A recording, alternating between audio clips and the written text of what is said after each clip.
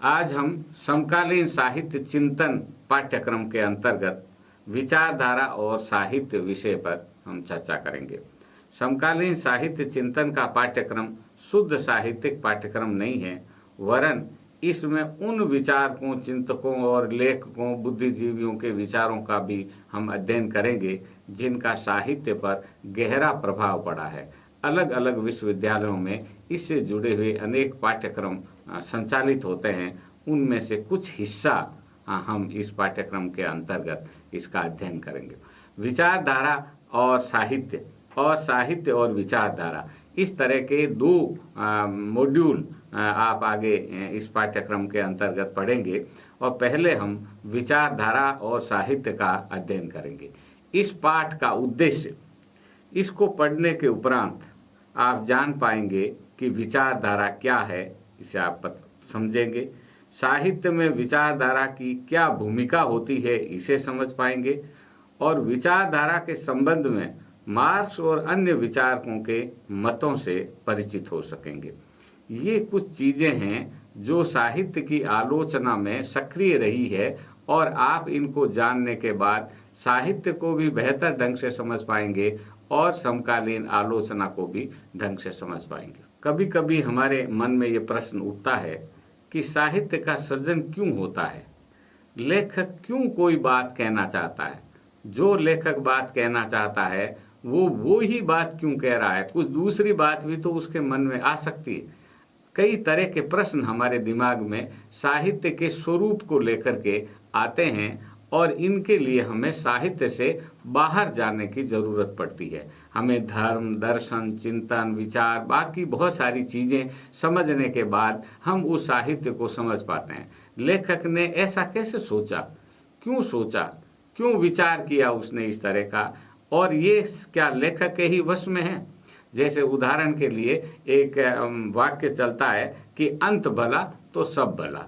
ये एक वाक्य है, लेकिन इस वाक्य के पीछे एक पूरा दर्शन है जो जीवन दर्शन ये मान के चलता है कि जीवन के अंत में दुखांत नहीं होना चाहिए, अंत में सब समान सुख की अनुभूति होनी चाहिए, नायक और नायिका को मिल जाना चाहिए, उनके बीच में अलगाव पैदा नहीं होना चाहिए, पीड़ा नहीं होनी चाहिए और पाठक जो है हंसता मुस्कुराता हुआ यहाँ से जाए। इसलिए आप देखते हैं कि जितनी फिल्मी और गैर फिल्मी प्रेम कहानियाँ होती है वो उसमें नायक नायिका का मिलन हो जाता है।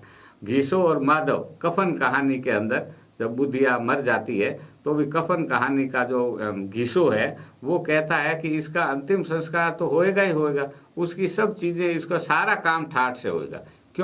क्योंकि हमारा जो समाज है वो समाज दुखांत को पसंद नहीं करता। तो इस तरह से रचना करते समय तो रचनाकार ने एक बात कही, लेकिन उस रचनाकार से भी अलग एक समाज की विचारधारा है और उस समाज की विचारधारा ने उस रचना को प्रभावित किया। और इस प्रभाव को हम सिर्फ हिंदी साहित्य तक ही सीमित नहीं रखें। दुष्यंत और शकुंतला के जीवन में कितनी विघ्न बाधाएं आती है, लेकिन कलाकार एक आयोजन करता है, कुछ चीज़ें लाता है और जिसके कारण अंत में दुष्यंत और शकुंतला का मिलन हो जाता है। दुष्यंत और शकुंतला का ये जो मिलन है ये कालिदास की विशेषता नहीं है, ये उस समाज की विशेषता है और समाज की उस विचारधारा की विशेषता है जो पूरे समाज में मान्य है और जिसके भीतर रह करके स्वयं कालिदास इसकी रचना कर रहे थे। इसका अध्ययन करने के लिए, साहित्य को इस तरह से समझने के लिए हमें साहित्य से बाहर जाने की जरूरत पड़ती है। हम ये मान करके चलते हैं कि रचना की व्याख्या और रचना का विश्लेषण सिर्फ रचना के भीतर रह करके हम नहीं कर सकते, हमें रचना से बाहर जाना पड़ता है और रचना से बाहर जाने पर हम उसकी व्याख्या ज़्यादा अच्छे ढंग से कर सकते हैं। उदाहरण के लिए सूरदास ने विषय का चयन किया तो उद्धव गोपी संवाद की अभिव्यक्ति उन्होंने की, तो उसके अंदर लेखक ने ये सोचा कि पहले तय किया कि मुझे निर्गुण मत का और योग मत का खंडन करना, और ये खंडन करने का जब विषय तय हुआ तब आगे चल कर के इसका आयोजन किया और इस सारी बहस के बाद में अंत में ये निष्कर्ष निकला कि ये निर्गुण मत जो है व्यावहारिक नहीं। इसी तरह तुलसीदास ने यह तय किया कि मुझे राम के आदर्श चरित्र का वर्णन करना, और इसलिए उन्होंने सारी कथा को इस तरह से मोड़ा, इस तरह से चित्रित किया, जिसके कारण राम का आदर्श रूप हमारे सामने आता है। तो लेखक स्वयं पहले तय कर लेता है कि मुझे किस विषय पे अपनी बात कहनी है। इसी तरह से पात्रों का व्यक्तित्व भी लेखक की इच्छा के अनुरूप नहीं होता, लेखक बाध्य होता है उसी तरह का वर्णन करने के लिए, उसका निर्धारण दूसरे लोग करते हैं। जैसे उदाहरण के लिए प्रेमचंद के उपन्यास को लें। प्रेमचंद के उपन्यास में ज्ञान शंकर बड़ा ही कुटिल पात्र है। जितनी बुराइयां हो सकती है वो सब ज्ञान शंकर में, बहुत ताकतवर है उसमें, और सब का को उसके सामने जो भी कोई आता है वो परास्त हो जाता है। अब प्रेमचंद ने इस पात्र का वर्णन क्यों किया? सोचने की बात है कि प्रेमचंद मानते थे 1920 तक, या जिसको कहना चाहिए असहयोग आंदोलन से पहले तक, प्रेमचंद मानते थे कि जमींदार किसानों का सबसे बड़ा शत्रु है। इसलिए जब तक जमींदार समाप्त नहीं होएगा किसानों का भला नहीं हो सकता। इसलिए उन्होंने कहा सारे दुर्गुण किसमें? कि जमींदार में, और जमींदार ज्ञान शंकर। लेकिन गोदान तक आते आते प्रेमचंद मान चुके थे कि किसान का सबसे बड़ा शत्रु अंग्रेजी राज है, जमींदार नहीं है। इसलिए 1920 के बाद में जितने भी उपन्यास प्रेमचंद ने लिखे और जितने भी चरित्र आए, उन सब में जमींदार जो है एक पतनशील पात्र के रूप में हमारे सामने आया, जो कर्ज में डूबा हुआ है, झूठी मान मर्यादाओं को ढोता रहता है और अत्यंत कमजोर है। राय साहब भी अत्यंत कमजोर चरित्र है। राय साहब की तुलना में मिल मालिक खन्ना ज़्यादा समर्थ चरित्र है। इसी तरह मेहता भी उसकी तुलना में समर्थ चरित्र है, क्योंकि प्रेमचंद की ये विचार, प्रेमचंद की समझ बदल गई। जब समझ बदल गई तब उनका चरित्र भी बदल गया। तो ये उन पात्रों के चरित्र के बनने बिगड़ने में भी प्रेमचंद से बाहर की जो विचारधारात्मक समझ है, उस समझ ने महत्वपूर्ण भूमिका अदा की। इसलिए हम ये मान के चलते हैं कि लेखक जो समझता है रचना से अलावा, वो समझ बहुत महत्वपूर्ण होती है। तो जयशंकर प्रसाद मानते थे कि जो किशोर अवस्था में प्रथम दृष्टि से उत्पन्न जो प्रेम है, वो प्रेम बहुत अच्छा और बड़ा आदर्श होता है। इसलिए मनु और श्रद्धा के प्रेम का भव्य वर्णन कामायनी के अंदर किया। रीतिकाल के लेखक मानते थे कि मनुष्य के आनंद की चरम उपलब्धि काम संबंधों में होती है, इसलिए उन्होंने काम संबंधों का वर्णन किया। तो काम संबंधों का वर्णन करना लेखक की अपनी मजबूरी नहीं थी, या अपनी समझ नहीं थी, अपना चयन नहीं था। उस विचारधारा ने उनको ये समझ दी, जिसके कारण उनके सामने ये रचनाएं आई। इसी तरह जो प्रथम दृष्टि से प्रेम के सवाल पर मन्नू भंडारी ने एक कहानी लिखी, यही सच है। और यही सच है कहानी में प्रथम दृष्टि से उत्पन्न प्रेम है या बाद में जो प्रेम होता है वो सच होता है। और ये सच को लेकर के लेखिका में एक तरह का अंतर्द्वंद है, और उस अंतर्द्वंद की अभिव्यक्ति कर दी उसने, और एक तरह सा प्रश्न खड़ा कर दिया कि प्रथम दृष्टि से उत्पन्न प्रेम ही सच्चा होता है। ये धारणा उतनी सही नहीं है जितनी छायावादी रोमांटिक जमाने में मानी जाती थी। ये जो विचारधारा है, ये पात्र और चरित्रों को तो बदलती ही बदलती है, ये व्यक्तित्व का रूपांतरण कर देती, मनुष्य को बदल देती। इसकी चर्चा मुक्तिबोध ने अंधेरे में और कल जो हमने चर्चा की थी कविता के अंदर की थी। ये जो विचारधारा, ये मूलतः क्या है? विचारधारा मुख्यतः जीवन जगत के बारे में हमारी समझ का एक रूप है। हम यथार्थ के बारे में जो कुछ जानते समझते हैं उस पर टिप्पणी करते हैं। यथार्थ को बदलने या बनाए रखने के लिए जो कुछ करते हैं वह सब विचारधारा। विचारणीय है कि कोई भी अवधारणा एकाएक नहीं आती, उसका एक इतिहास होता है। आज भले ही ये माना जाता हो कि बिना विचारधारा के किसी मानव समाज के होने की संभावना मुश्किल जान पड़ती है। समाज में विचारधारा होगी, तब भी अपने वर्तमान रूप में विचारधारा की अवधारणा लगभग 200 वर्ष पुरानी। इससे पहले धर्म था, दर्शन था, चिंतन था, विचार भी थे, परंतु समग्रतः विचारधारा की अवधारणा नहीं थी। विचारधारा की अवधारणा बाद में आई।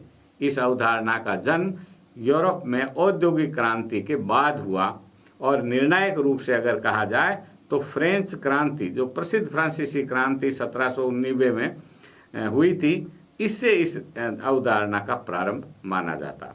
इस क्रांति के कुछ वर्षों बाद 1797 में प्रबोधन काल के बुद्धिजीवियों में से एक एंटोइक डेस्टेट दे त्रेसी ने पहली बार विचारधारा पद का प्रयोग किया। सबसे पहले हम उसके माध्यम से जानते हैं, ट्रेसी के माध्यम से जानते हैं कि विचारधारा है। और ट्रेसी ने जो कहा कि विचारधारा विचारों का विज्ञान है।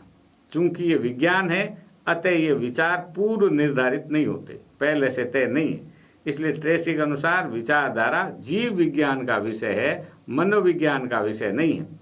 विचारों का ये जो कार्य है ये हमारे शरीर की नाड़ियां करती है, और चूंकि शरीर की नाड़ियां करती है, जैविक अनुभव है, इसलिए विचारधारा कोई अतीन्द्रिय अनुभव नहीं है।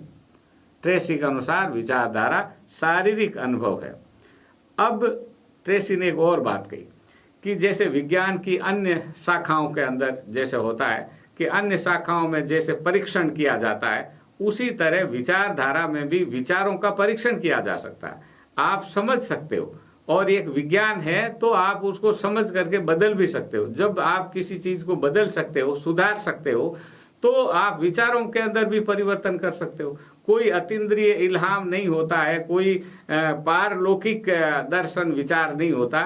इसी संसार के हम ही लोगों ने ये विचार किया। आज हमको ये विचार अगर ठीक नहीं लगा तो उसको बदल दो, उसका दूसरा विचार हमारे सामने आ जाएगा। ये जो चीज है कि जब हम मानते हैं कि मान लीजिए मशीन है, मशीन चलते चलते खराब हो गई तो हम उसको ठीक कर सकते हैं, इसी तरह विचारधारा को भी हम ठीक कर सकते हैं। ये जो चीज है ये यूरोप में पहली बार आई, और इसने साहित्य, संस्कृति, कला को बहुत दूर तक प्रभावित किया।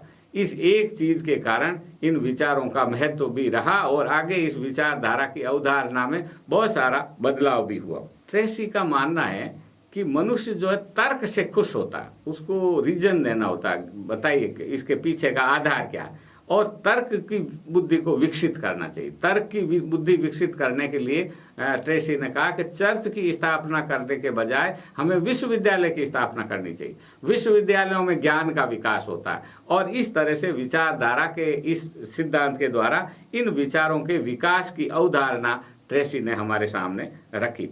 और जब चीज को बदल सकते हो, कोई चीज, इस पर लंबी बहस हुई कि कितना बदल सकते हो, कितना नहीं बदल सकते हो, सत्य क्या है, अनुभव है, इंद्रियों का अनुभव है, विचार का अनुभव है, मस्तिष्क है। हीगल, फायरबाख, मार्क्स तक इस विषय पर 200 वर्षों तक, 150-200 वर्षों तक इस विषय पर बहस हुई, और उसके बाद में कार्ल मार्क्स ने इस विषय के अंदर विषय में हस्तक्षेप किया। मार्क्स का ये जो विचारधारा का जो प्रश्न है, ये मार्क्सवाद से उत्पन्न नहीं होता है, ये मार्क्स से बहुत पहले की अवधारणा है। मार्क्स ने उस चिंतन के अंदर अपने विचारों को सामने रखा। मार्क्स का मत है कि मनुष्य अपने जीवन निर्वाह के लिए भोजन, पानी, वस्त्र और इनकी व्यवस्था करता है। इस व्यवस्था करने के लिए जो श्रम करता है, ये जिस तरह से ये करता है, उत्पादन करता है, ये उत्पादन के साधन है। हल है, बैल है, या ट्रैक्टर है, या मशीन है, जो भी आपके पास में साधन है, जिन साधनों से आप अपने खाने पीने और रहने की व्यवस्था करते हो, वो जो है उत्पादन के साधन। और मनुष्य अकेला उत्पादन नहीं कर सकता, काम करते समय बहुत सारे लोगों का उसे सहयोग लेना पड़ता है। तो एक तरह से उत्पादन के आधार पर ही उत्पादन के संबंध बनते हैं। उत्पादन के साधन और उत्पादन संबंधों को मिलकर के कहते हैं ये उत्पादन की पद्धति है। उत्पादन की पद्धति एक आधार है समाज का। इस आधार के अनुरूप ही बाह्य ढांचा विकसित होता है, जिसमें कानून है, कला है, विचारधारा है, साहित्य है, ये सब चीज आती है।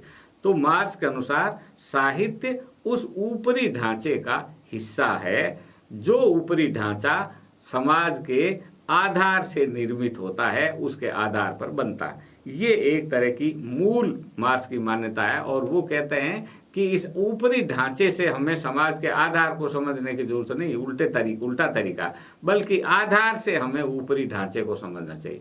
तो अगर हमें किसी समाज को समझना है तो उनके अनुसार सबसे पहले आधार का पता लगाइए। ये पता लगाइए कि उत्पादन के साधन किस तरह के हैं, किस तरह से लोग उत्पादन करते थे, क्या उनकी उत्पादन पद्धति थी, और उसके आधार पर फिर किस तरह से वो उत्पादन संबंध के आधार पर एक ऊपरी ढांचा बनता है, और तब एक हम कह सकते हैं कि पूरे समाज का निर्माण होता है।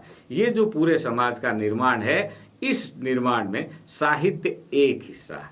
अब ये जो आधार है और ऊपरी ढांचा जिसका जिक्र उन्होंने किया, इनके बीच में कोई स्नेह संबंध नहीं होता, इनके बीच में अंतर्विरोध भी बहुत बार होता है, संघर्ष ये आपस में कर रहे होते हैं।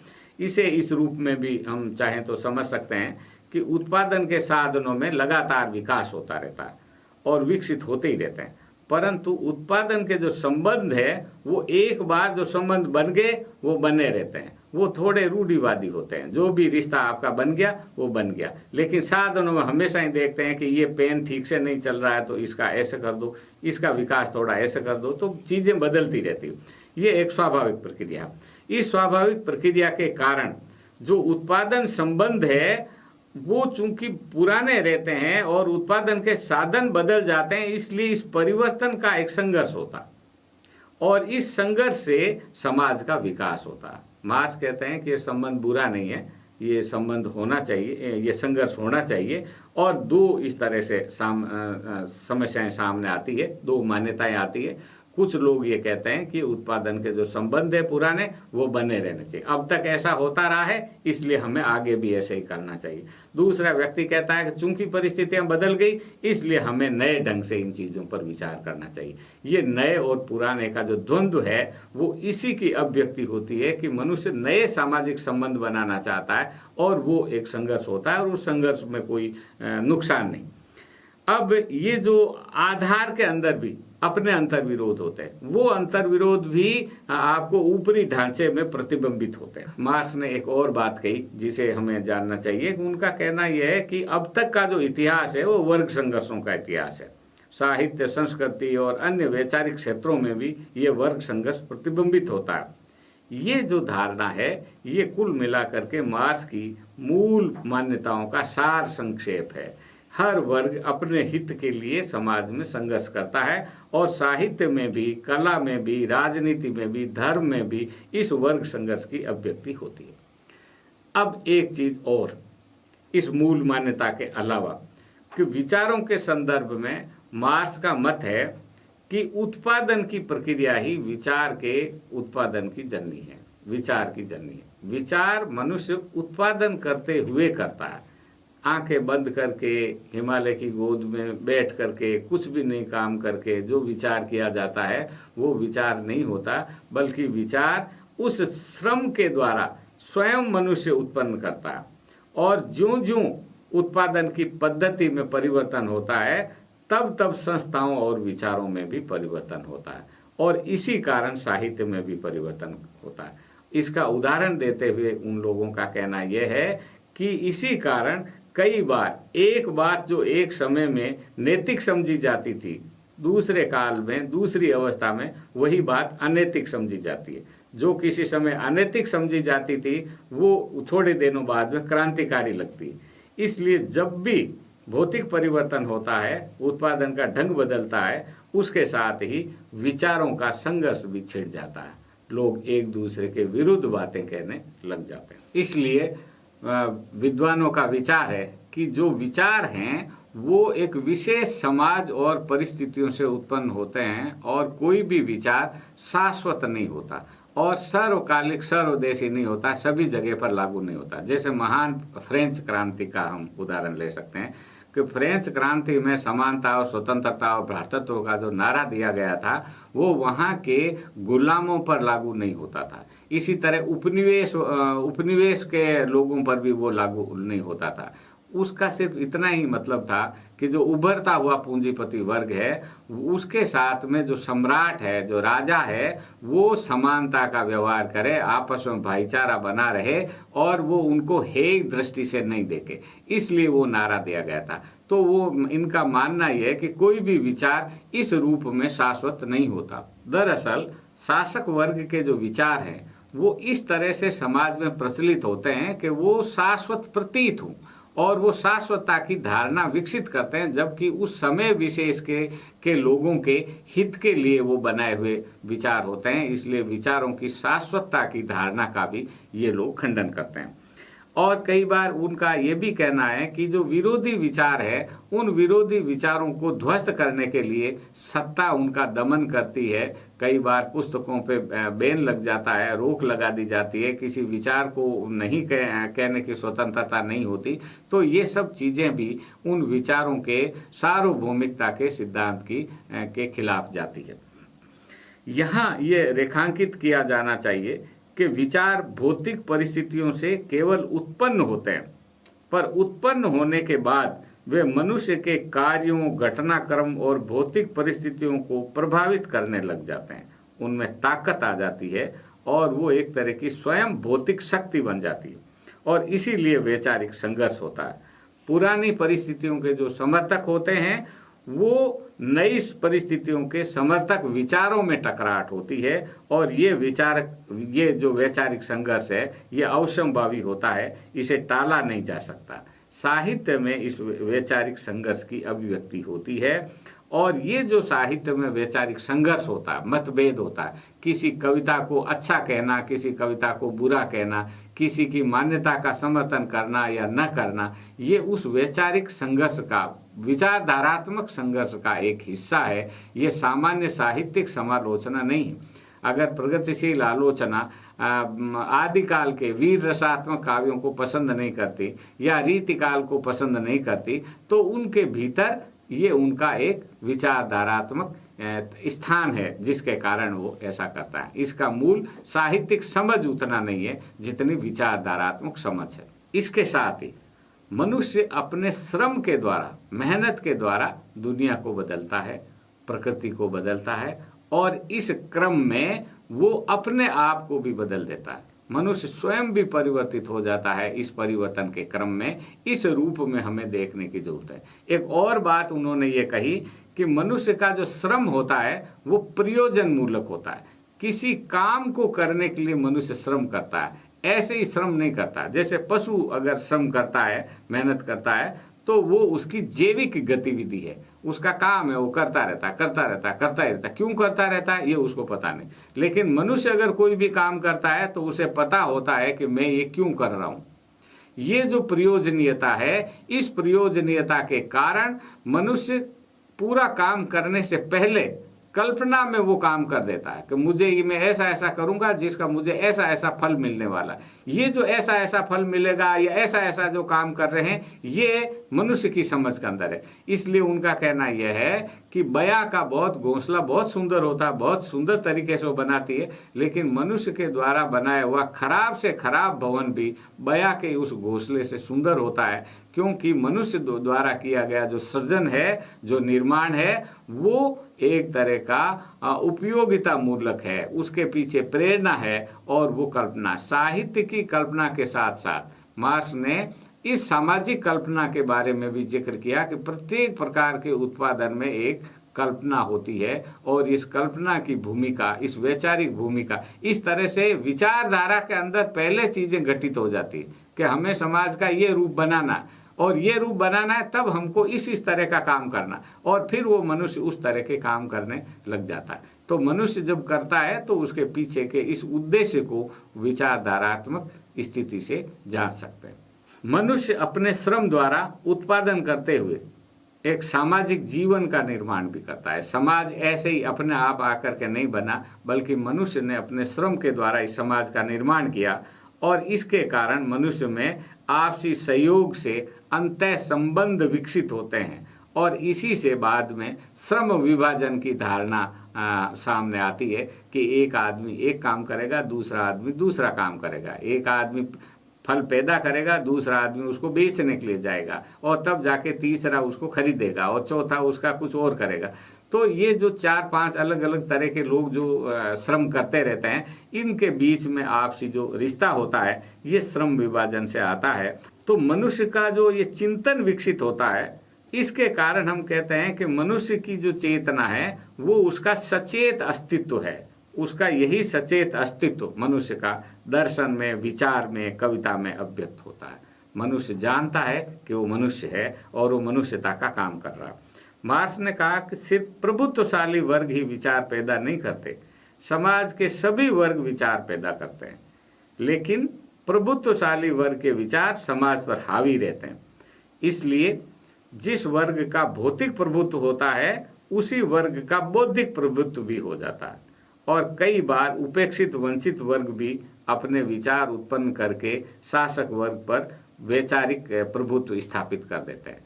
विचारों के इस उत्पादन की प्रक्रिया पर जब विचार किया जाता है तो वो कहते हैं कि भले ही किसी ने विचार पैदा किए हो, लेकिन समाज में महत्व शासक वर्ग का, प्रभुत्वशाली वर्ग के विचारों का ही रहता है और ये विचार उत्पन्न होने के बाद अलग अलग वर्ग के हितों का साधन करने लग जाते हैं। इसके साथ ही एक अवधारणा है जिसकी तरफ आपका ध्यान गया होगा, मिथ्या चेतना।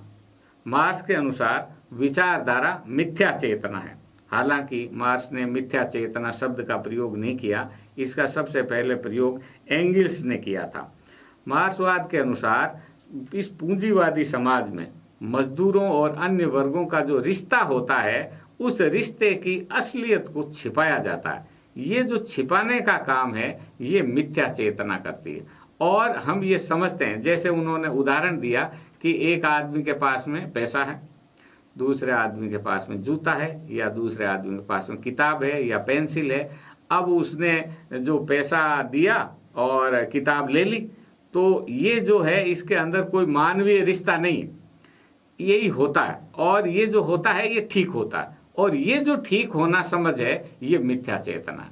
क्योंकि उसमें ये नहीं माना जाता कि किताब की या पेन की या जूते की कीमत हमसे अधिक वसूली गई है, इतनी कीमत नहीं होनी चाहिए, जितनी कीमत रुपए के रूप में हम देते हैं उसको वो कीमत नहीं, दूसरी। तो ये जो भीतर का पूरा संबंध है, इस संबंध को छुपाने का काम विचारधारा करती है। और ये जो विचारधारा है ये मनुष्य की मिथ्या चेतना है। इसलिए उनका मानना है कि समाज के सभी वर्ग मिथ्या चेतना से ग्रसित होते हैं, क्योंकि उनको अपने समाज का ये जो रूप है ये दिखाई नहीं देता।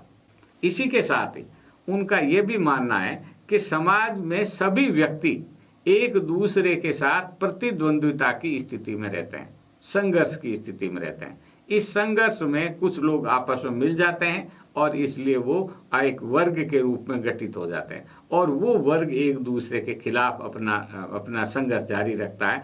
इसलिए पूरा जो मानव समाज है वो इसी वर्ग संघर्षों का इतिहास है। इस वर्ग संघर्ष में वो वर्ग जीतता है जो वर्ग अपने विचारों के द्वारा ये साबित कर दे कि उसके जो विचार है वो सारे समाज के लिए सही है, उचित है, और सारे समाज को उन विचारों को मान लेना चाहिए। और आम तौर से ऐसा मान लिया जाता है। ये जो मान लिया जाता है इसे उन्होंने कहा कि मिथ्या चेतना है। और ये प्रयास हमेशा शासक वर्ग या प्रत्येक वर्ग करता है कि उसके विचार सारे समाज के विचार मान लिए जाएं। लेकिन मार्क्स के अनुसार विचार वर्गीय होते हैं, सारे समाज के हित साधन के लिए नहीं होते। वर्ग विभाजित समाज में धन और सत्ता का असमान वितरण होता है। इसको उचित, स्वीकार योग्य, अवश्यंभावी, सहज और प्राकृतिक की तरह प्रस्तुत करने का काम विचारधारा करती है। शोषित और उत्पीड़ित जनता ये विश्वास करने लगती है कि यह जो कुछ हो रहा है वो नैसर्गिक है। किसान मान लेता है कि जमींदार बड़ा होता है, और इसी कारण मजदूर पूंजीपति का आदेश मान लेता है। ये जो मान लेना है ये मिथ्या चेतना है, और ये जो मान लेना है ये विचारधारा है। उदाहरण के लिए ये माना जाता है कि कानून के सामने सभी बराबर है। अब जिसके पास में अधिक पैसा होता है वो अधिक अच्छा वकील करता है, वो कानून को अपने हित में व्याख्यायित कर सकता है।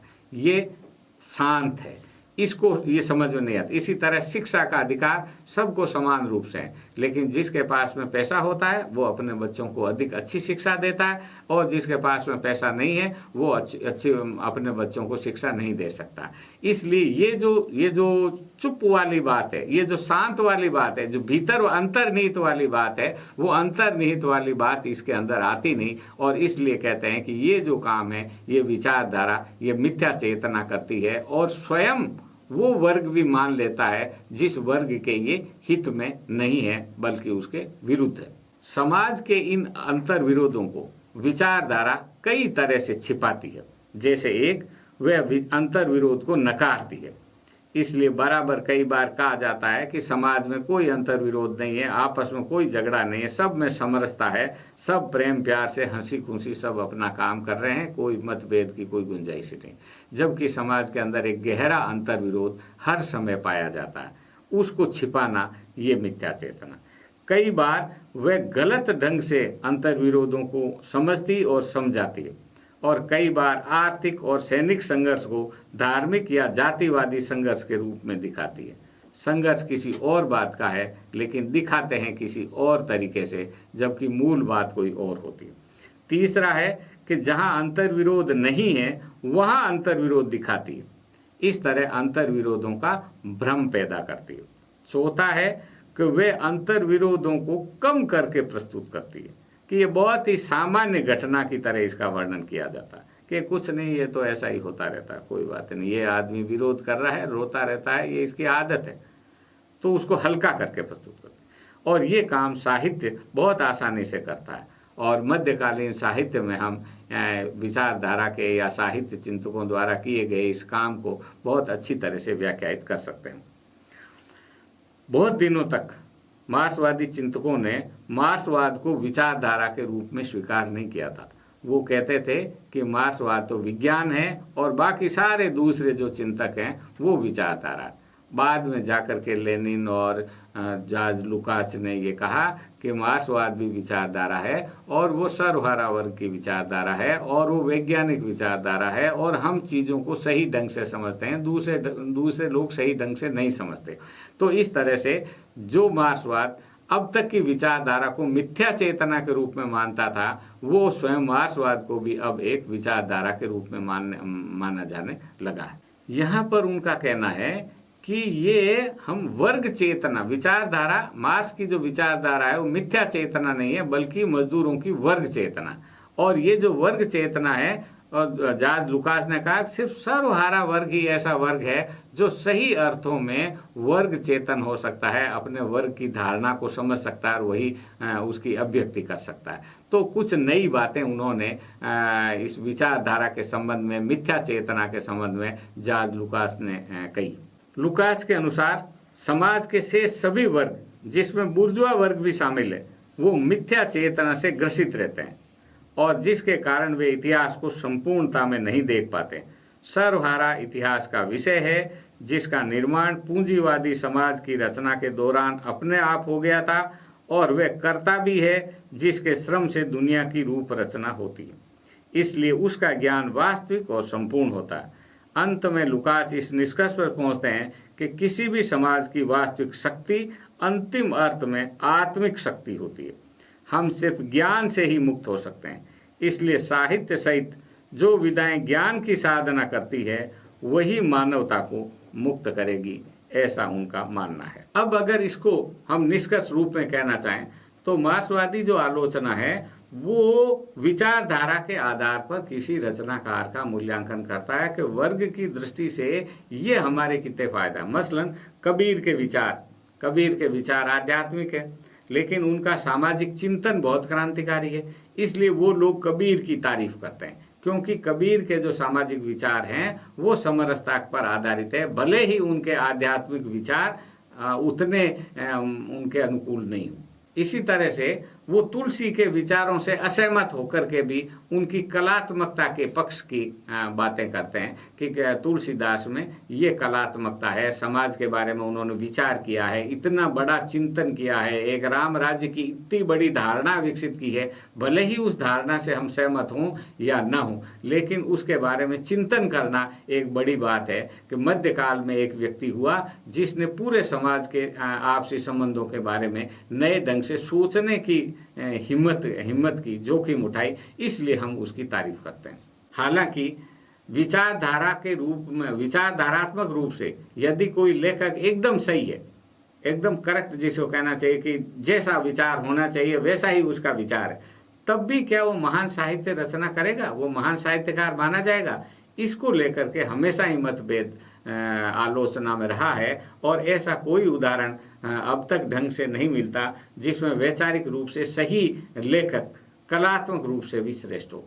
ऐसा आम तौर से होता है कि जिनके विचारों से हम असहमत हैं तब भी हमें वो कलात्मक रूप से अधिक प्रभावशाली, तब उस विचारधारा का क्या महत्व है, ये प्रश्न भी आलोचना के अंदर बहुत सारे लोग पूछते हैं। इसलिए कुछ लेखकों का विचार है, कुछ आलोचकों का विचार है कि विचारधारा के प्रश्न को थोड़ा बहुत अनदेखा कर देना चाहिए और उसे इतना महत्व नहीं देना चाहिए कि लेखक की सृजनात्मकता को कि आप अवहेलना कर जाओ।